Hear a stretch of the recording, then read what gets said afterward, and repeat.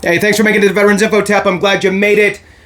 A government shutdown looms. It's only 4 or 5 days away. And look, it's probably going to be averted, but what if it's not? And what sort of things are going to happen between now and then in preparation for a potential shutdown? It's always a chess game, right? And here we are in an election year, which makes it even more eventful. So here we are. I did find an article, and I do have pulled up the actual plan of, yes, the plan, don't need to really read into that, but the portions of the VA that will be impacted and the portions that will not be impacted for us as the veteran sphere overall. And again, the veteran sphere includes spouses and dependents, so it's a big number. Let's jump into it. Hit the thumbs up, subscribe, share with a friend, all that good stuff. I really appreciate it. It does help out a lot. The 2 asks, like always, are really, look, hit that thumbs up and let the video run. That's what pushes this information out to the rest of us. All right, so let's go. A partial government shutdown is days away, but likely will be averted, okay? This is really short, so bear with me. We'll just get through it. Markets are watching as twin deadlines, there's 2 deadlines, for a government shutdown are approaching on March 1st, which is Friday coming up here, and March 8th. The first deadline impacts 4 of 12 appropriation areas of the U.S. government. The second is the remaining 8. So 20 in total. First one, 20 in total, 12 in total. The first 4 impacted on the 1st, and the remaining 8 impacted on the 8th. However, it is possible that budgets pass in the coming days that avert a shutdown, if not another continuing resolution, as has avoided previous potential shutdowns appear likely.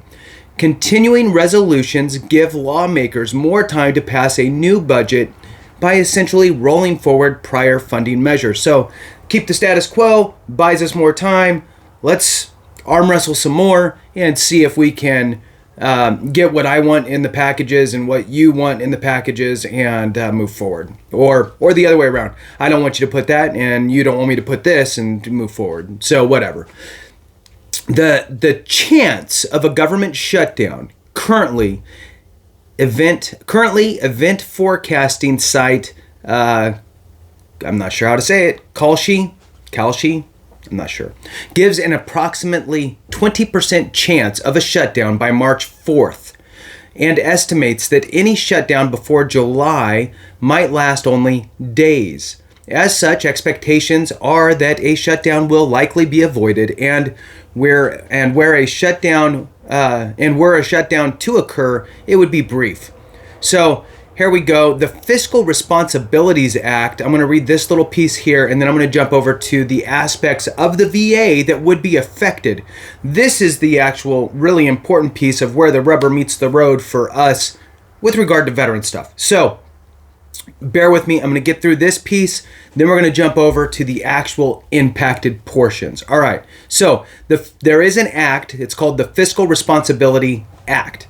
So let's see what this says here.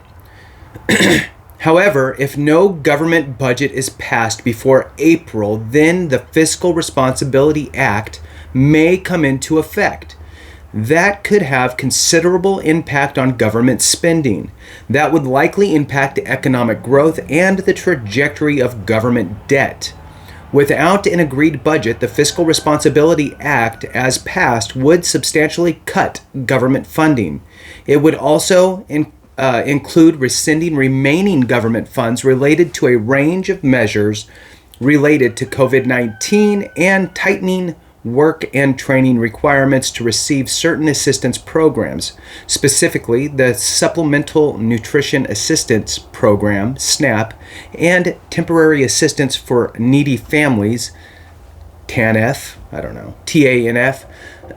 These actions could cause a material reduction in government spending compared to the Congressional Budget Office baseline estimates, based on the CBO, again, the Congressional Budget Office, May 2023 analysis. Now, what's also interesting here is that they're talking about, if it's not passed by April, and then what we're talking about is May, June. Then we're rolling into our COLA timeframe. So it's kind of interesting how all this stuff works. But remember that July, August, and September are the COLA months that will be analyzed. So it's going to be curious to see what happens between now and then. All right, so let's shift over to the VA, and this is directly from the VA's contingency planning department. So in the event that there was a shutdown, what does the VA look like for us, really? And that's what I'm going to read here. So VA contingency planning, the Department of Veterans Affairs, VA, is committed to delivering world-class health care and benefits to veterans, their families, caregivers, and survivors, even in the event of a shutdown. Veterans will still be able to access their health care, benefits, and memorial services from VA. Here is how a government shutdown would affect VA and those we serve. This, again, is where the rubber really meets the road. So I'm going to go first through the areas not impacted by the shutdown. Then we'll shift over and I'll give you the bullets on the impacted during the shutdown. So impacted and not impacted, starting with the not impacted. So not impacted, there are, looks like 5 bullet points here. So number 1, veterans' health care is not impacted. VA medical centers, outpatient clinics, and vet centers will be open. Next one, VA benefits will continue to be processed and delivered, including compensation, pension, education, and housing benefits. Next one, burials will continue at VA national cemeteries. Applications for headstones, markers, and burial benefits processing will continue. Next bullet, the Board of Veterans Appeals will continue decisions on veterans' cases. Last bullet here, VA contact centers at 800 MY-VA 411 and the Veterans Crisis Line are open 24 hours a day, 7 days a week. Okay, let's shift over and go to the impacted during the shutdown. All right, it looks like there's more bullet points. 1, 2, 3, 4, 5, 6, 7. I think there's 7. All right. VA will not provide veteran career counseling or transition assistance program activities. All right, that's one. Next one. The GI Bill hotline will be closed, so you can't get any questions answered there. VA benefits regional offices will be closed. VA will cease public affairs and outreach to veterans. I already know. It already seems like they stopped doing that, or they never started doing that, is what it feels like sometimes. All right, that's my little soapbox. Moving on. Let's see. VA will not permanently place headstones or maintain the grounds at VA national cemeteries. I always found that one kind of weird. It seems extremely wrong to not maintain the grounds at a VA national cemetery. All right, moving on. VA will not process applications for pre-need burials.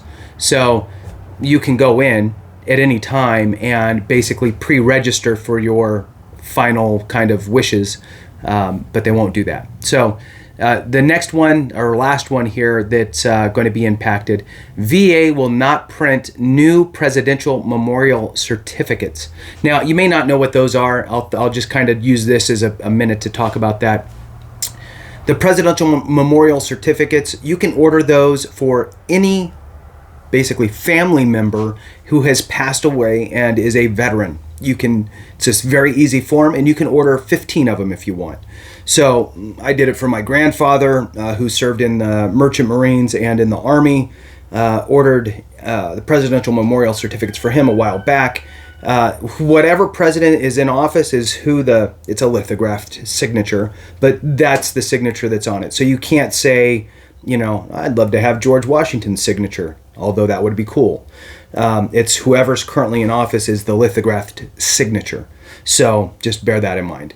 So when you order them, you can order, again, as many as you want. If you want to send them out to 15 different family members, order order 15, well, 16 if you want to keep one, right? So it comes on a nice hardstock paper. It's basically just a recognition of the service of the individual who you're ordering them for. It's a great keepsake, and it's something nice to kind of pass down through the generations. So with that, thank you so much for watching. I appreciate you. Have a great one. And remember, if we don't take care of each other, something went wrong.